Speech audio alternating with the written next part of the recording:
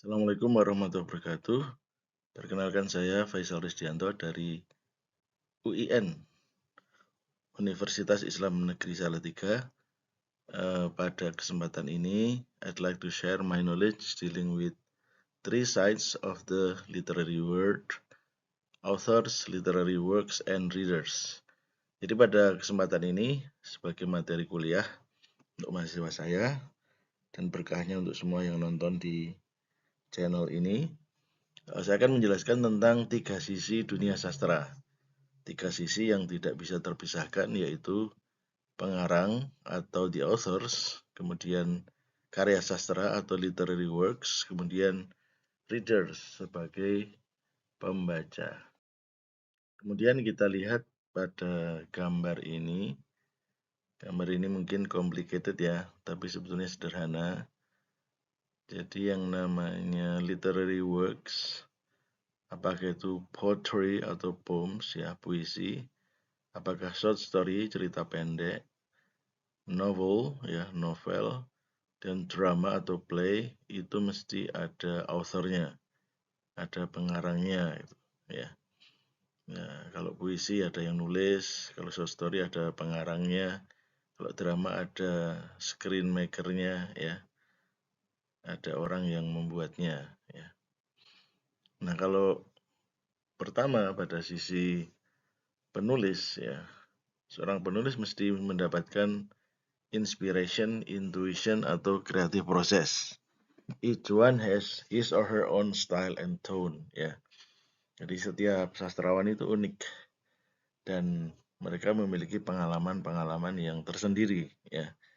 Seperti J.K. Rowling yang menulis Harry Potter, dia adalah pakar atau sudah membuat riset tentang cerita-cerita hantu ya, cerita-cerita mistis di Eropa Timur, di gereja-gereja tua ya. Jadi Harry Potter itu adalah hasil riset sebetulnya ya, hasil pengamatan yang lama. Jadi bukan ngarang begitu saja, tetapi berdasarkan pengalaman, intuisi, kreatif proses, dan sebagainya. Dan itu adalah humanitat atau refined soul ya. Jadi karya sastra yang baik itu memberi pencerahan, memberi inspirasi, memberi pelajaran tentang kemanusiaan. Jadi bukan sekedar wishful thinking ya. Wishful thinking itu hanya untuk memuaskan nafsu atau keinginan sesaat ya. Misalnya FTV sinetron yang menampilkan orang yang mudah sekali mendapatkan uang atau terlahir di tengah keluarga kaya ya. Kalau tampan ya tampannya kebangetan, kalau cantik cantiknya terlalu cantik dan sebagainya. Nah, itu keinginan manusia yang tidak terpenuhi itu akan ada di situ ya. Kalau orang membaca majalah Femina atau majalah Sarinah ya, majalah-majalah wanita itu isinya itu tentang wishful thinking ya, termasuk film India itu mesti rumahnya besar, mewah. Padahal saya pernah ke sana itu ya slumdog area, daerah miskin, daerah kumuh, gap antara kaya miskin luar biasa itu. Jadi itu karya-karya yang menurut saya tidak termasuk sastra ya, karya-karya populer ya. Nah, ini pada literary works ini ada kaitan dengan authors dan readers ya. Readers itu homo ludens ya, to play, to imagine, to be creative. Nah, itu sisi pembaca juga penting ya. Jadi karya sastra kalau sudah dirilis itu sudah milik pembacanya ya, bukan milik penulisnya gitu. Ya, sebetulnya begitu. Nah, nanti di slide-slide berikutnya akan saya tunjukkan analisis karya sastra yang masuk kategori sastra itu yang seperti apa. Oke, authors ya. Literary works were not created from nothingness. Karya sastra itu tidak diciptakan dari ketiadaan ya, mesti ada keresahan ya. Mesti ada kegalauan, mesti ada trauma masa kecil, mesti ada kritik sosial ya. Jadi sastrawan ketika menulis karya sastra bukan sekedar nulis gitu, tapi ada inspirasi-inspirasi. Bukan dari nothingness atau kekosongan ya. As homo ludens, each author has his or her own style and tone. They show their inspiration, intuition, and creative process. Ya, sebagai makhluk yang suka bermain, penulis punya style ya, punya gaya dan tone, tekanan tersendiri. Mereka menunjukkan inspirasi, intuisi, dan proses kreatif. Ya. It should be originated from the restless soul, dark, bittering experience, something very individual, monumental for the author. Ya. Jadi seringkali itu dari jiwa yang resah, pengalaman yang gelap, yang menyakitkan, sangat individual, monumental, ya, sangat spesifik, ya. Ya, contohnya Gesang menyanyikan, membuat lagu tentang Bengawan Solo. Itu gambaran keindahan kota Solo sebetulnya. Ya, ada istri saya punya teman ya, waktu merantau ke tempat Pak D-nya di Medan itu ada orang Medan katanya penasaran sekali dengan Bengawan Solo.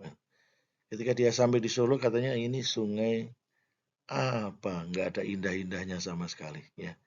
Kayak sungai kambing, katanya ada sungai kambing di Medan. Jadi itu eh, yang membuat lagu itu yang punya emotional experience itu. Jadi bukan orang lain. Kemudian ada Didi Kempot itu lagu Stasiun Balapan itu ya saya bolak-balik ke stasiun balapan ya biasa aja, nggak ada perasaan apa-apa ya. Ya, tapi karena itu cerita berpisah dengan kekasihnya gitu lah, itu menjadi sangat menarik ya. Nah, saya juga hampir tiap hari lewat Bengawan Solo ya, lewat Jembatan Juru gitu. Tapi ya biasa aja. Jadi penulislah yang punya inspirasi, punya intuisi sehingga menghasilkan karya itu ya. Sementara kita ini kalau pembaca tidak memiliki pengalaman yang sama ya nggak akan tertarik ya. Hamlet, Romeo Juliet, Macbeth by William Shakespeare ya. Dan Oliver Twist by Charles Dickens, The Old Man and the Sea by Hemingway, The Poems of Robert Frost, To Kill a Mockingbird by Harper Lee, itu contoh-contoh keren ya. It is a must read ya, wajib dibaca, wajib diketahui ya. Bukan drakor-drakor aja ya. Oke, nah ini tak kasih contoh cerita ditulis tahun 1960 oleh Harper Lee. Ini kayaknya nama cowok ya, padahal ini wanita ya. Penulis wanita yang menulis karya satu-satunya ya. Saya juga heran ya, biasanya penulis itu mesti menulis 5 karya, 10 karya begitu ya. Nah, tapi ini nulis cuma satu ya. Satu dan bestseller. Satu bestseller mendapatkan Pulitzer Prize karya jurnalistik terbaik tahun 1961. Jadi ini cerita tentang settingnya di kota Macomb, Alabama, kota yang kalau dicari di peta ya enggak ada. Kalau Alabamanya ada, betul nama kayak federal ya, provinsi ya, atau negara federal Amerika. Settingnya Great Depression 1930 ya. Jadi Amerika pernah mengalami resesi ekonomi luar biasa tahun 1930. Ini cerita tentang Atticus Finch, seorang duda dan pengacara, punya 2 anak namanya Jeremy Finch atau James dan umur 10 tahun, dan anak perempuan ya namanya Scott atau Jean Louis Finch ya. Gadis kecil berumur 7 tahun. Jadi ini main karakternya adalah Atticus Finch dan diceritakan oleh anak perempuannya umur 7 tahun itu, namanya Scott tadi.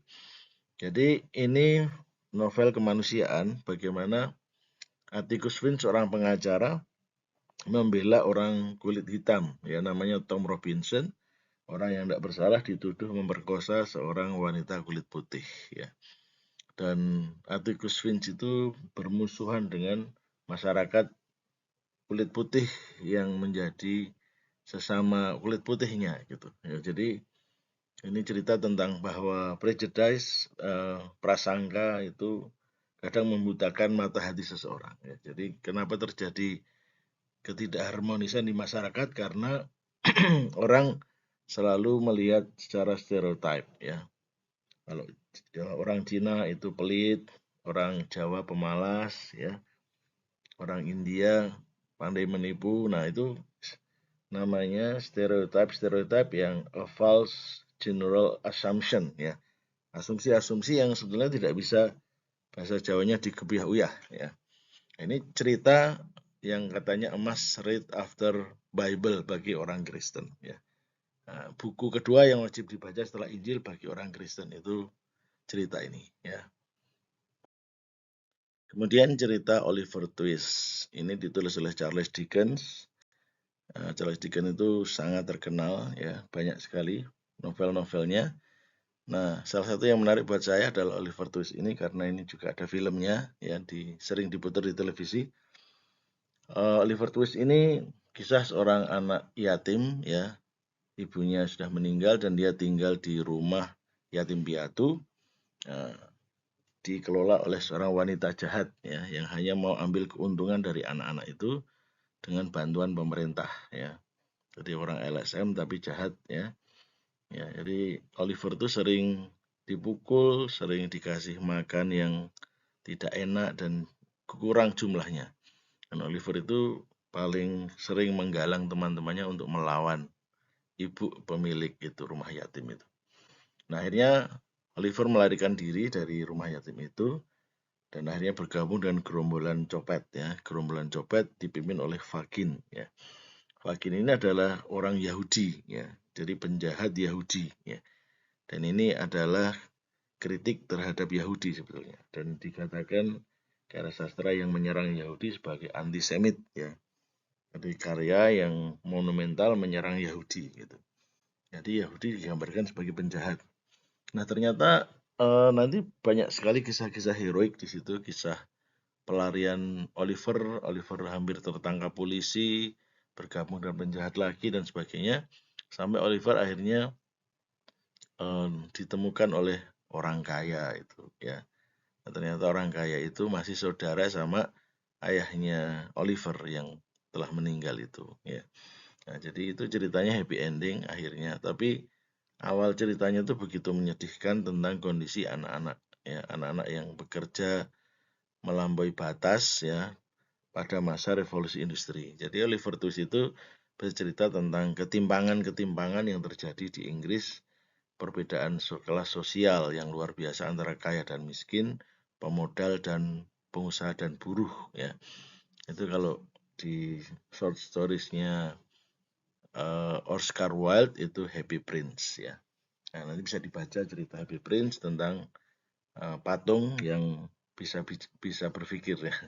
Patung yang bisa bercerita melihat kesedihan-kesedihan yang terjadi di negara-negara yang dikatakan negara industri maju ya.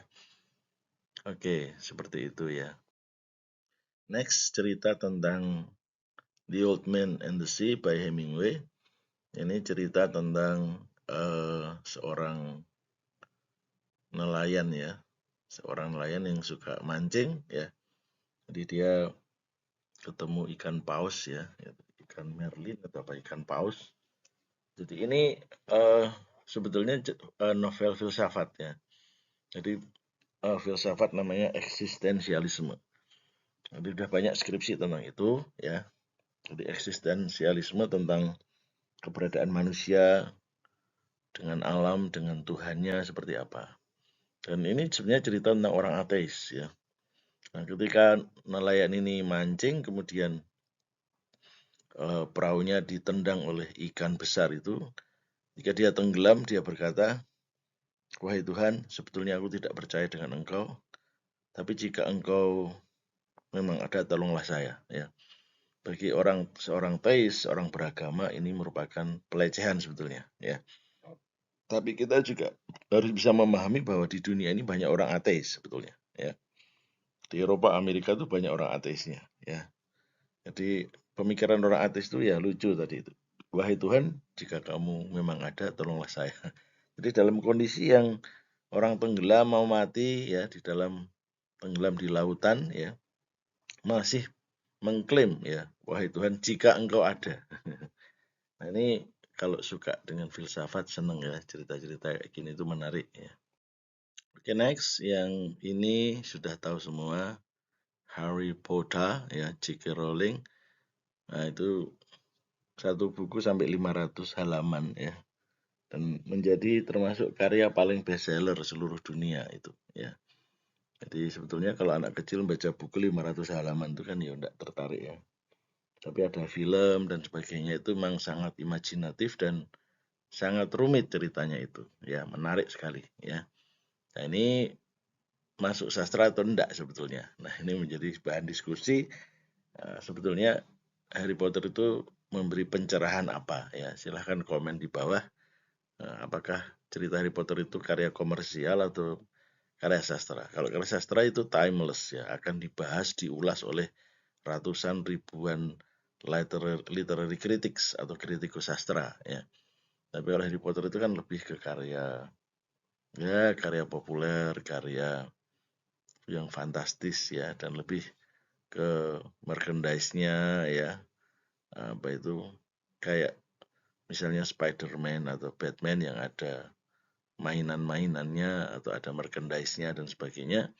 Nah, itu memang menarik, tapi dari segi filsafati atau dari segi pencerahannya apa itu masih ya mungkin perjuangan seorang anak muda untuk membela kebenaran dan sebagainya. Tetapi apakah insight yang didapat itu masih debatable ya. Oke, berikutnya adalah puisi seorang penyair Amerika terkenal namanya Robert Frost, The Road Not Taken ya. Kalau terjemahnya jalan yang tidak dipilih ya. Tahun 1916 ya. Two roads diverged in a yellow wood, and sorry I could not travel both.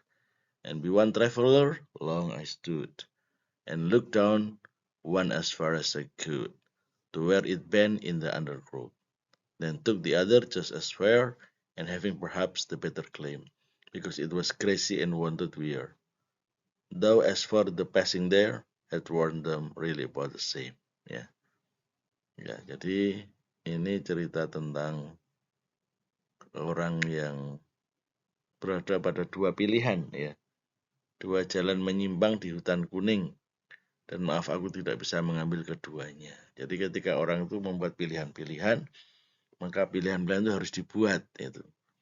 Nah, nanti pada lanjutan dari bait-bait selanjutnya tentang bahwa si pengelana traveler itu mengambil a less traveled by road ya. Jadi seorang yang sukses itu adalah orang yang bisa menentukan jalan hidupnya, jalan karirnya, jalan jodohnya, jalan perjuangan hidupnya, ya, jalan kebahagiaannya itu ada pilihan-pilihan yang kadang tidak banyak dilalui oleh orang lain, ya.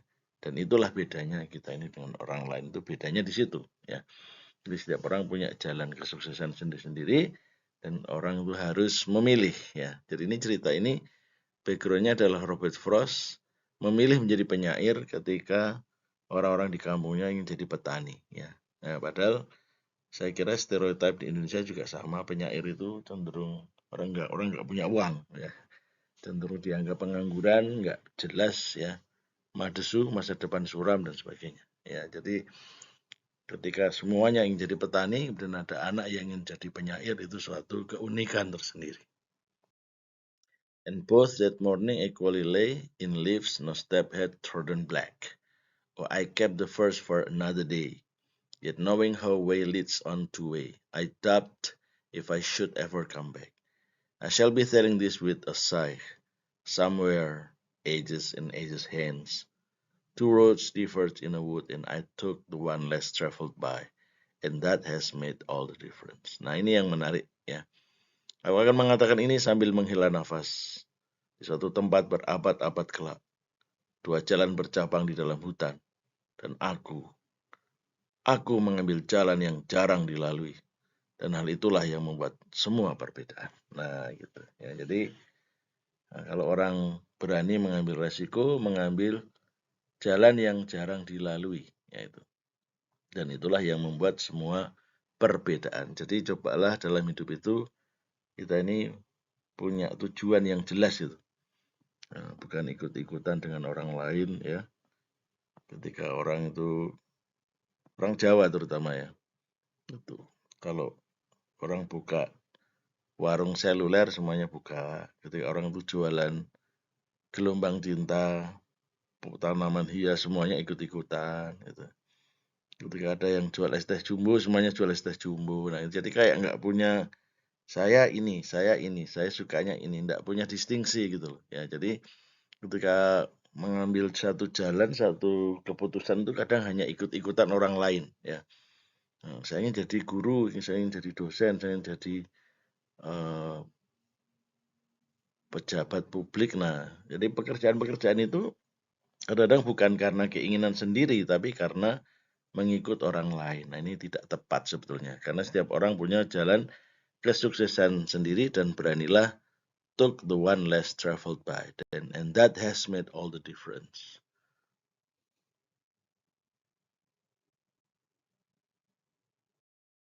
Oke, road not taken itu sudah banyak di internet, bisa diambil. Salah satunya ini linknya. Nah, kemudian, what do you think about the creative process of J.K. Rowling, who wrote Harry Potter, Habibur Rahman El-Shirazi, who wrote Ayat-Ayat Cinta, and Andrea Hirata, who wrote Laskar Pelangi, ya.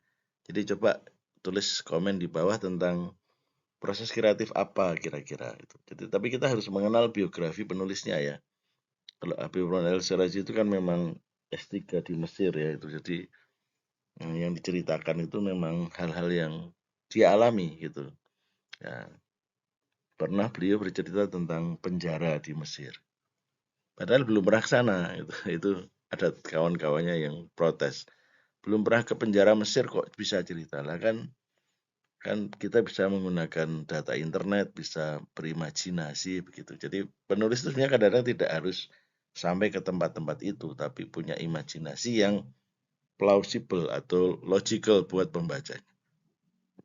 Termasuk Andrea Hirata yang menulis Laskar Pelangi itu kan tentang keinginan dia menjadikan pendidikan untuk merubah masyarakat Indonesia dan guru itu dihargai. Ya, itu ceritanya juga berdasarkan pengalaman-pengalaman dia sendiri terhadap ibu muslimah yang guru idolanya itu. Ya, dan itu menurut perasaan saya lebih menyentuh kalau membaca novelnya daripada melihat filmnya.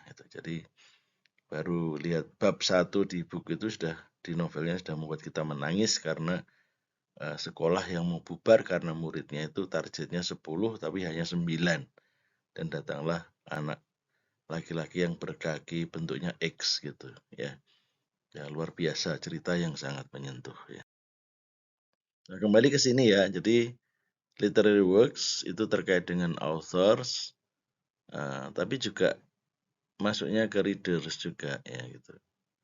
Nah, kemudian cerita itu bisa dilihat dari elemennya, unsurnya, plot, alur cerita, karakter, ada tokoh utama, tokoh peran pembantu, setting itu tempat, waktu, point of view, orang pertama, orang ketiga, ya. Ada tema atau moralnya, ada tekanannya, ada gaya. Nah, itu bisa dilihat dari ilmu-ilmu ini. Sosiologi sastra, Lucian Goldman, Philosophy and Religion, tentang tadi eksistensialis tadi. Kemudian psikologi sastra, jadi kejiwaan main karakternya dilihat dari segi ilmu jiwa, pakai teori Sigmund Freud, Gustav Jung, Alfred Adler, dan sebagainya. Ya. Kalau tertarik dengan teori Alfred Adler, saya bisa cerita karena skripsi saya tentang inferiority complex on Silas Marner in the novel of Silas Marner. Ya itu. Uh, jadi karakter fiksi tapi dilihat dari teori psikologi. Okay. Literary works, A Thing of Beauty is a Joy Forever. John Keats in Endymion, 1917, said that a thing of beauty is a joy forever. Its loveliness increases, it will never pass into nothingness. Jadi yang namanya sesuatu yang indah, karya sastra itu sesuatu yang indah, akan adalah kebahagiaan yang abadi. Keindahannya tidak akan menurun atau berkurang dan tidak akan hilang menuju nothingness tadi. Good literary works, poems, short stories, novels, play, drama should be dulce et utile, ya, entertaining and gives benefit. Jadi bukan hanya menghibur kayak Harry Potter tapi seharusnya ada benefit, ada inspirasi, ada pencerahan, ya. High quality literature made us more humanitat, having refined soul, psychological improvement to be a real human. Jadi karya sastra yang baik itu ada unsur humanitat, ini bahasa Jerman, bersifat humanis, jadi manusia itu lebih peka terhadap kesusahan orang lain, penderitaan orang lain, yaitu punya jiwa yang refine, jiwa yang lebih murni, lebih tersucikan, ya. Ada tazkiyatun nafs, ya. Kemudian psychological improvement, ada perbaikan psikologis untuk menjadi manusia yang nyata, ya. There are several perspectives on literature, psychology of literature, psychology of sociology of literature, psychology of literature, and philosophy religious perspective. Ya, ada Lucien Goldman, teori sosiologi sastra. Jadi nanti karya sastra itu dianggap masyarakat seperti masyarakat yang real. Jadi lokasi penelitiannya ya karya sastra itu. Ya. Nah kalau Freud, Jung, and Adler itu psikologi sastra, nah itu menarik ya itu. Itu cocoknya di Fakultas Ilmu Budaya, itu memang banyak dibahas ya. Oke, kembali ke gambar ini lagi. Nah, terakhir readers. Readers another homoludens after the authors. Jadi manusia yang suka bermain itu bukan hanya penulis tapi juga pembaca. Readers actually not only the consumers but they have the right to own and interpret literary works. Jadi pembaca bukan hanya konsumen tapi punya hak untuk memiliki dan menerjemahkan karya sastra. Ya. Karya sastra William Shakespeare, kayak Hamlet, Othello, Romeo and Juliet punya ribuan interpretasi dalam beberapa abad. Ya. Karena karya sastra yang baik itu sifatnya abadi, maka karya sastra yang bernilai tinggi itu beda dengan karya komersial yang which easily got euphoria of large masses then it is forgotten. Jadi kalau karya kayak film-film itu kadang orang senang nonton, yang nonton jutaan orang misalnya, tapi habis itu dilupakan, itu karya komersial. Jadi hanya keinginan sesaat saja. Karya sastra itu timeless ya, bersifat abadi. Literary works are the media of catharsis resulting the pathos sympathy of the readers, not just fulfilling wishful thinking ya. Jadi karya sastra yang baik itu ada katarsis, ada pencucian jiwa ya. Ya, resulting the pathos or sympathy of the readers. Jadi ketika selalu orang itu kalau melihat di film itu ingin hero-nya itu menang. Ada perasaan gitu. Karena di masyarakat sering terjadi kayak film Spider-Man itu, kenapa polisi selalu datang belakangan gitu. Nah, di film Batman juga begitu. Jadi kayaknya masyarakat itu merindukan superhero. Nah, kenapa superhero-nya bukan aparat pemerintah gitu loh. Ya, jadi itu. Jadi ini kayak katarsis ya. Jadi di dunia nyata mungkin tidak terwujud, tapi di film itu bisa diwujudkan di cerita-cerita itu. Bahwa kebenaran itu selalu menang itu ya. Papa Zola ya. Pembela kebenaran, pembasmi kejahatan. Jadi itu kayak apa ya, orang tuh senang dengan itu. Nah, kalau ceritanya anti klimaks, lakonnya kalah ya. Ada superhero melawan iblis, tapi superhero dibunuh oleh iblis, itu kita nggak terima kan. Jadi nggak ada katarsisnya, malah jengkel ya. Oke, jadi wishful thinking tadi saya sudah cerita bahwa keinginan manusia yang tidak terpenuhi tapi diwujudkan dalam cerita. One unique rule, Arswindat Miloto said, once a work of literature is released, the author has no right of giving soul or the only interpretation. It is the right of readers to own and interpret it. Once funny story, when Harry Potter grown to be very famous all of the world, and the fans love to see the chemistry between Ron Weasley and Hermione Granger, J.K. Rowling said that actually she wants to make Harry Potter and Hermione Granger as lovers. This triggered the anger of the avant-garde fans. Ya. Fans, bukan fans. Jadi J.K. Rowling pernah mengatakan bahwa sebenarnya dia ingin menjodohkan Ron Weasley dia ingin menjodohkan Harry Potter dan Hermione Granger. Padahal publik sudah tahu ceritanya kan Ron Weasley itu menikah dengan Hermione Granger yang cantik dan pintar itu. Sementara Ron itu agak-agak gimana itu, agak kurang-kurang gimana itu. Nah, sampai punya anak segala di bagian akhir cerita itu kan punya anak, itu sudah punya anak itu ya.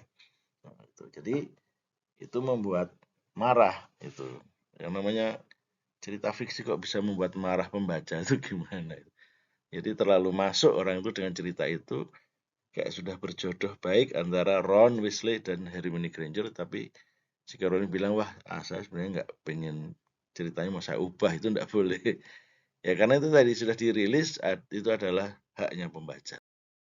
Okay, that's all. Thank you very much for your attention. See you again on the next video. Wassalamualaikum warahmatullahi wabarakatuh.